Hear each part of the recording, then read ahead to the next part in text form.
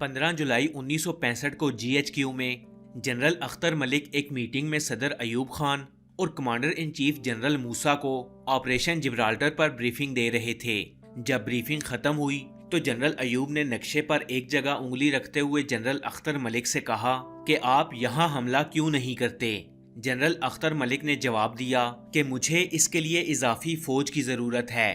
सदर अयूब खान जनरल मूसा की तरफ मुड़े और कहा कि जनरल अख्तर को जितनी इजाफी फौज चाहिए वो फ्राहम की जाए। सदर अयूब ने हमले के लिए जिस जगह का इंतखाब किया था वो कश्मीर के इलाके छम जोड़ियां के पास एक इलाका था। ये इलाका अखनौर और जम्मू से मिलता था। फील्ड मार्शल अयूब खान और जनरल अख्तर मलिक दोनों वाज़िया तौर पर इस इलाके की जंगी हिकमत अमली से वाकिफ थे। जनरल अख्तर मलिक ने पहले से एक जंगी मंसूबा तैयार कर रखा था जिसके जरिए वो जम्मू या अखनौर पर कब्जा करके कश्मीर में भारतीय सप्लाई लाइन काटना चाहते थे। लेकिन इस मंसूबे को प्रैक्टिकली करने के लिए जनरल मूसा सबसे बड़ी रुकावट थे, क्योंकि वो समझते थे कि अगर पाक फौज ने ऐसा कोई हमला किया तो जवाबन भारत इंटरनेशनल बॉर्डर पर खुली जंग छेड़ देगा। लेकिन फिर अगस्त में 2 ऐसे वाकयात हुए जिन्होंने जनरल मूसा को अपना इरादा बदलने पर मजबूर कर दिया। पहला वाकया ऑपरेशन जिब्राल्टर की नाकामी थी, जबकि दूसरा वाकया ये हुआ कि भारतीय फौज ने ऑपरेशन जिब्राल्टर के जवाब में आज़ाद कश्मीर पर हमला कर दिया। हमले में भारतीय फौज ने पहले तो 15 अगस्त के दिन कारगिल में 3 पाकिस्तानी चौकियों पर कब्जा किया और फिर दूसरे दिन उड़ी के मकाम पर तलपत्रा और बोरजी की चौकियां भी इनके कब्जे में चली गईं। 23 और 24 अगस्त की दरमियानी शब भारतीय फौज ने लीपा सेक्टर में कोंताल चौकी भी पाक फौज से छीन ली। 24 और 25 अगस्त की दरमियानी शब हिंदुस्तान ने पीर सहाबा के इलाके पर भी कब्जा कर लिया। 25 और 26 अगस्त की दरमियानी शब भारतीय फौज ने हाजी पीर पास पर हमला किया और 28 अगस्त को इस पर काबिज हो गई। इन हमलों पर सदर अयूब ने भारत को मुंह तोड़ जवाब देने का फैसला कर लिया। अब जाहिर है भारत को जवाब देने की जिम्मेदारी जनरल मूसा की थी, क्योंकि वो उस वक्त पाक फौज के कमांडर इन चीफ थे। इन वाकयात ने जनरल मूसा को अपनी सोच बदलने पर मजबूर कर दिया। जनरल मूसा ने जनरल अख्तर मलिक के प्लान की मंजूरी दे दी और इस ऑपरेशन को ऑपरेशन ग्रैंड स्लैम का नाम दिया गया। इस ऑपरेशन में पाकिस्तान ने यह तय किया कि भारत के साथ खुली जंग से बचने के लिए जम्मू की बजाय अखनौर पर हमला किया जाए और यह हमला सियालकोट की जानिब वर्किंग बाउंड्री की बजाय सीज फायर लाइन से किया जाए, ताकि भारत को बैनुल अक़वामी सरहद पर पाकिस्तान के खिलाफ लड़ाई का कोई जवाब न मिल सके। पाकिस्तानी कमांडर को ऑपरेशन की कामयाबी का पूरा यकीन था, क्योंकि उस वक्त भारतीय फौज के दस्ते 2 हिस्सों में बटे हुए थे। भारतीय फौज का एक हिस्सा जिब्राल्टर फोर्सेस के साथ लड़ने में मसरूफ था, जबकि दूसरा आज़ाद कश्मीर पर हमला कर चुका था और यूं अखनौर का रास्ता पाक फौज के लिए साफ था। इसीलिए कहा जाता है कि नाकामी के बावजूद ऑपरेशन जिब्राल्टर पाकिस्तान को फतह की वो राह दिखा गया था जो अखनौर की तरफ जाता था। अखनौर पर हमले का फैसला तो हो चुका था, लेकिन हुकूमत पाकिस्तान मुतमईन नहीं थी। ये जरूरी था कि पाकिस्तान भारत की तरफ से किसी भी मुमकिना जवाबी हमले के लिए तैयार रहे। इसीलिए सदर अयूब ने 29 अगस्त को फौज और वजारत खारजा को ऑपरेशन का हुक्मनामा जारी किया कि पाकिस्तान को भारत के साथ खुली जंग के लिए भी तैयार रहना चाहिए। सदर अयूब के अलावा बहुत से फौजी अफसरान भी यही कह रहे थे कि हमला चाहे अखनौर पर हो, भारत जवाबी तौर पर खुले बॉर्डर पर महाज जरूर खोलेगा। मिलिट्री इंटेलिजेंस के सरबराह ब्रिगेडियर इरशाद ने भी इसी नुक्ते नजर का इजहार किया और पाक फौज को मशवरा दिया कि अपनी कार्रवाइयों को अखनौर तक न फैलाएं। वहां मौजूद एक और अफसर ने भी ऑपरेशन के बारे में सुना तो कहा कि इसका मतलब है कि भारत से खुली जंग होने जा रही है। जवाब में जनरल अख्तर मलिक ने इन्हें कहा कि आपको जंग लड़ने की ही तनख्वाह मिलती है। पाक फौज की आला कमान के जहन में ये बात वाजिया थी कि ये ऑपरेशन बैनुल अक़वामी सरहद पर जंग का बाइस बन सकता है। अलबत्ता सिर्फ एक शख्स था जिसका ख्याल था कि भारत बैनुल अक़वामी सरहद पर पाकिस्तान पर हमला नहीं करेगा, और ये शख्स था वजीर खारजा जुल्फकार अली भुट्टो। 1 सितंबर 1965 की रात 3 बजे अखनौर पर हमले का आगाज हो गया। पाकिस्तान की चौथी आर्टिलरी कोर्स की 110 तोपों ने मकबूजा कश्मीर में भारतीय फौजी ठिकानों पर अंधाधुंध गोलाबारी शुरू कर दी। ये बमबारी 1.5 घंटे तक जारी रही। सुबह 5 बजे पाक फौज के दस्तों ने सीज फायर लाइन अबूर की اور ایسا بھرپور حملہ کیا کہ بھارتی فوج میں کوہرام مچ گیا۔ بھارت نے دعویٰ کیا کہ اس حملے میں 50 امریکی ساختہ ٹینک بھی حصہ لے رہے تھے۔ پاک فوج کی طرف سے کیا جانے والا یہ حملہ اچانک تھا اور بھارتی فوج اس حملے سے نمٹنے کے لیے بالکل بھی تیار نہیں تھی۔ جیسا کہ میں پہلے آپ کو بتا چکا ہوں کہ فائر لائن کے ساتھ بھارتی فوج کی تعداد انتہائی کم تھی، اسی لیے بھارت کو صرف ایک ہی دن میں وہ شکست فاش ملی جس کا انہوں نے تصور بھی نہیں کیا تھا۔ چند ہی گھنٹوں میں چھم کے علاقے سے زیادہ تر بھارتی فوج جو وہاں موجود تھی وہ بھی پسپا ہو چکی تھی۔ البتہ کچھ جگہوں پر بھارتی فوج کی ٹولیاں اب بھی موجود تھیں جو پاک فوج سے جھڑپوں میں مصروف تھیں۔ ایسے ہی ایک مقام پر بھارتی ٹینکوں نے پاک فوج کے ٹینکوں کا راستہ روکنے کی کوشش کی، لیکن پاکستانی ٹینکوں کی بڑی تعداد دیکھ کر بھارتی فوج اپنے ٹینک چھوڑ کر بھاگ نکلی۔ پاک فوج نے یہ بھارتی ٹینک قبضے میں لے لیے۔ بھارت کے اندر موجود ایک گاؤں چک پنڈت سے بھی پاکستانی فوج پر شدید فائرنگ ہو رہی تھی۔ اس فائرنگ کو روکنے کے لیے اس وقت کے میجر میاں رضا شاہ ٹینک لے کر اس گاؤں کی طرف بڑھے۔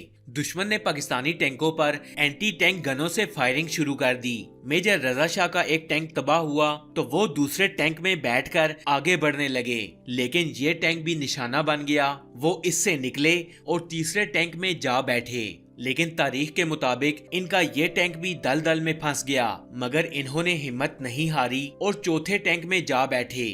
انہوں نے 4 ٹینک بدلے۔ چک پنڈت پر قبضہ ہونے کے بعد ان کا آخری ٹینک بھی دشمن کا نشانہ بن کر تباہ ہو گیا اور اس میں موجود میجر رضا شاہ بھی شہید ہو گئے۔ میجر رضا شاہ نے بے مثال بہادری دکھائی تھی اور یہی وجہ تھی کہ انہیں نشان حیدر دینے کی سفارش بھی کی گئی۔ بھارت کی ایک اور مضبوط پوزیشن ایک علاقہ بوری جال تھی۔ یہاں بھارت نے بارودی سرنگوں کا ایک جال بچھا رکھا تھا اور خاردار تاریں بھی لگا رکھی تھیں۔ یہاں بھارتی فوج کی 6 سکھ لائٹ انفینٹری کی 2 کمپنیاں یعنی 200 سے زائد سپاہی موجود تھے۔ پاک فوج کی ایک کمپنی نے ان پر حملہ کیا۔ اس کمپنی کی کمان میجر شاہ نواز کر رہے تھے۔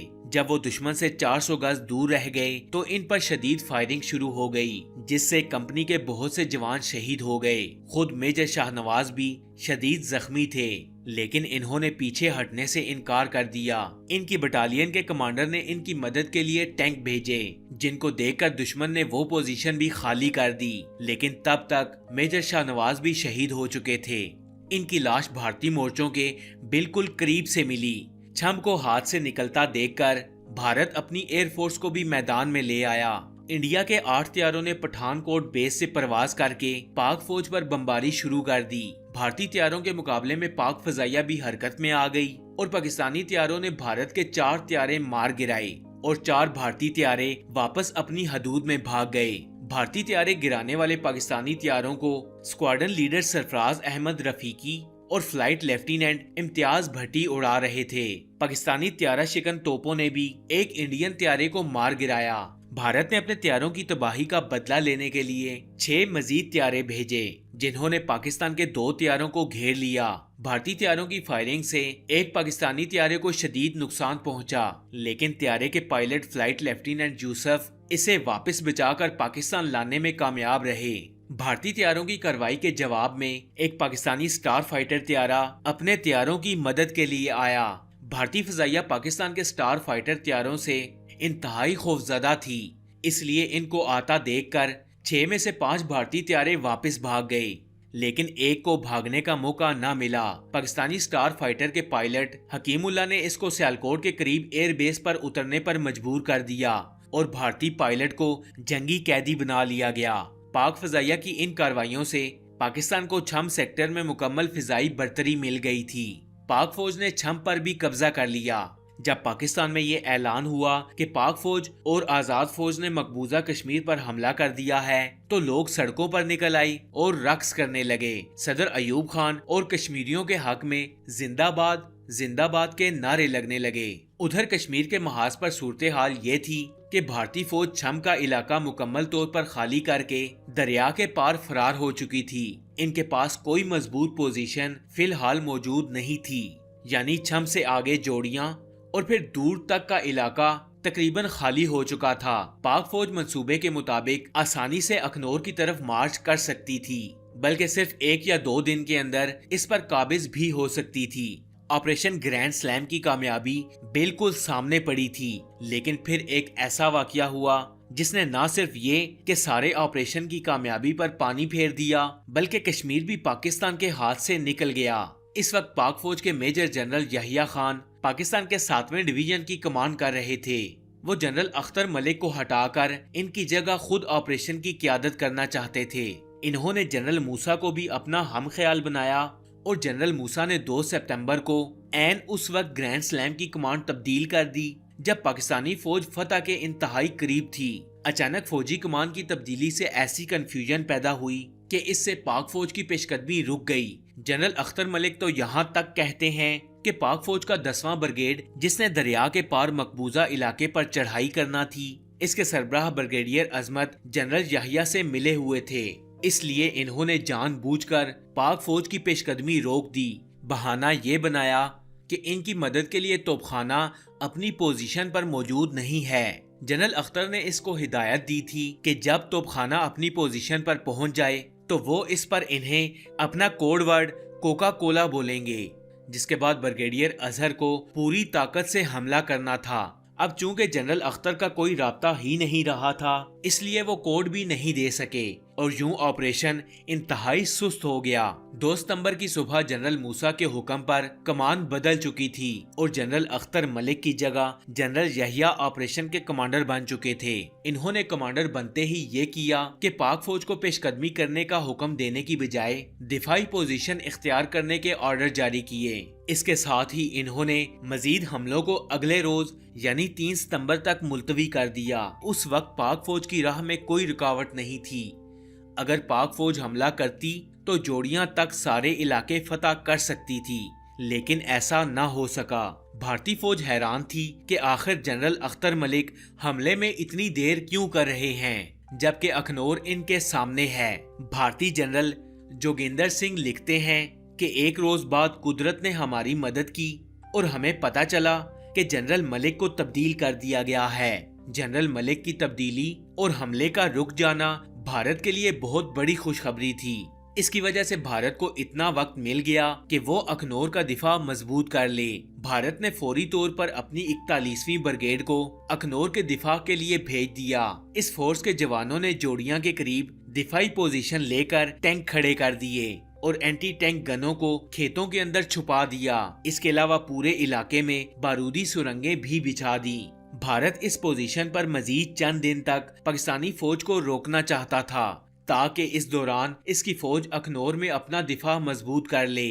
اس وقت بھارت کی ایک بریگیڈ فوج اخنور پہنچ چکی تھی اور مورچے کھودنے کا کام تیزی سے جاری تھا۔ اگلے روز یعنی 3 ستمبر کو پاک فوج نے جب پیش قدمی شروع کی تو اس کی رفتار پہلے سے بھی سست ہو گئی۔ دریا عبور کرنے کی کوشش میں بہت سے ٹینک اور بختر بند گاڑیاں کیچڑ میں پھنس گئے، لیکن انہیں نکالنے کے بعد پاکستانی ٹینک آگے بڑھے تو دیکھا کہ دشمن تو وہاں اپنی پوزیشن مضبوط کر چکا ہے۔ پاک فوج نے اس پوزیشن کو بائی پاس کرنے کی کوشش کی تو بھارت کی اینٹی ٹینک گنوں نے ان پر فائرنگ شروع کر دی۔ چنانچہ مجبوراً پاک فوج نے پہلے ٹروٹی کو دشمن سے خالی کرانے کا فیصلہ کیا۔ اس لڑائی کے دوران پاکستانی توپ خانے نے بھارتی فوج کو شدید نقصان پہنچایا۔ پاکستانی فوج کی رجمنٹ نے بھارتی فوج پر اتنی شدید بمباری کی کہ بھارتی فوج نہ صرف اپنی توپیں چھوڑ کر بھاگنے پر مجبور ہو گئی بلکہ توپوں سمیت اپنا سارا اسلحہ چھوڑ کر بھاگ نکلی۔ لیکن پاک فوج کی یہ کامیابی بھی اخنور کی فتح کے لیے کافی نہیں تھی، کیونکہ اس لڑائی میں کافی وقت ضائع ہو چکا تھا۔ 5 ستمبر کو پاک فوج نے جوڑیا پر قبضہ کر لیا، لیکن تب تک بھارتی فوج اخنور کے قریب ایک اور مضبوط دفاعی پوزیشن اختیار کر چکی تھی، جس کی وجہ سے اخنور کی فتح کافی مشکل ہو چکی تھی۔ بھارت کی نئی دفاعی پوزیشن تک پہنچتے پہنچتے پاک فوج کا حملہ بھی انتہائی سست پڑ چکا تھا۔ پاکستانی فوج اخنور کے قریب مورچہ زن ہو گئی اور یہ دونوں فوجیں اپنی اپنی جگہ موجود رہیں، لیکن یہ طے تھا کہ اخنور پر قبضہ کرنے کا پلان ناکام ہو چکا ہے۔ یہ بھی کہا جاتا ہے کہ جنرل موسیٰ نے 6 ستمبر سے پہلے ہی ایک میٹنگ میں یہ طے کر لیا تھا کہ اخنور فتح نہیں کیا جائے گا۔ اسکواڈرن لیڈر سید سجاد حیدر نے تو یہ بھی کہا کہ جنرل یحییٰ کے علاوہ جنرل موسیٰ اور جنرل ایوب بھی اس آپریشن کی ناکامی کے ذمہ دار ہیں کیونکہ وہ نہیں چاہتے تھے کہ جنرل اختر ملک اس آپریشن کی کامیابی کے ہیرو بنے۔ فرینڈز، آپ کو یہ ویڈیو کیسی لگی؟ کمنٹس باکس میں اپنی قیمتی رائے سے ضرور آگاہ کیجیے گا۔ ایسی اور انفارمیٹیو ویڈیوز دیکھنے کے لیے سٹوری فیکٹس چینل کو سبسکرائب کر لیں اور ساتھ میں لگے بیل آئیکن کو بھی پریس کریں تاکہ مزید آنے والی ایسی انفارمیٹیو ویڈیوز کا نوٹیفیکیشن آپ کو مل سکے۔ میں ملوں گا آپ سے اگلی ویڈیو میں، تب تک کے لیے اللہ حافظ۔